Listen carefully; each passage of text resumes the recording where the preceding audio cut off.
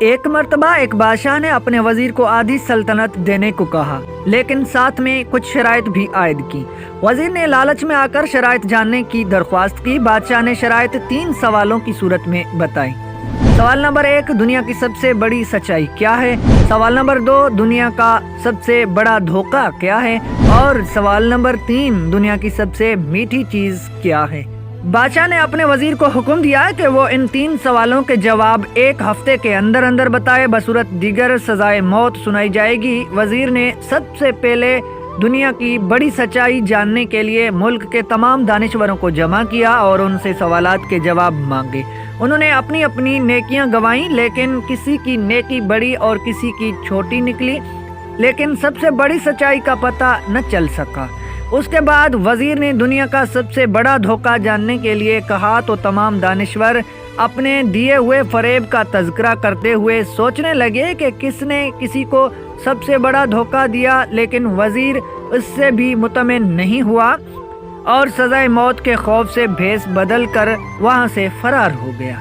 چلتے چلتے رات ہو گئی۔ اسی دوران اس کو ایک کسان نظر آیا جو کھرپی سے زمین کھود رہا تھا۔ کسان نے وزیر کو پہچان لیا۔ وزیر نے اس کو اپنی مشکل بتائی، جسے سن کر کسان نے اس کے سوالوں کے جواب کچھ یوں دیے۔ دنیا کی سب سے بڑی سچائی موت ہے۔ دنیا کا سب سے بڑا دھوکہ زندگی ہے۔ تیسرے سوال کا جواب بتانے سے پہلے کسان نے کہا کہ میں اگر تمہارے سارے سوالوں کے جواب بتا دوں تو مجھے کیا ملے گا؟ سلطنت تو تمہارے ہاتھ آئے گی۔ یہ سن کر وزیر نے اسے 20 گھوڑوں کی پیشکش کی اور اسے ہی استبل کا نگران بنانے کی بھی پیشکش کی۔ کسان نے یہ سن کر جواب دینے سے انکار کر دیا۔ وزیر نے سوچا کہ یہ تو آدھی سلطنت کا خواب دیکھ رہا ہے۔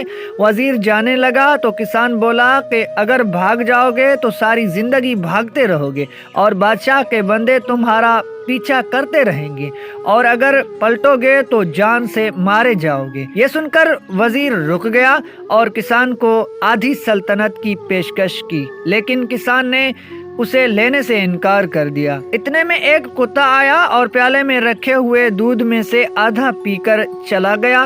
کسان نے وزیر سے کہا، مجھے آدھی سلطنت نہیں چاہیے، بس تم اس بچے ہوئے دودھ کو پی لو تو میں تمہارے تیسرے سوال کا جواب بتاؤں گا۔ یہ سن کر وزیر تلملا گیا، مگر اپنی موت اور جاسوسوں کے ڈر سے اس نے دودھ پی لیا۔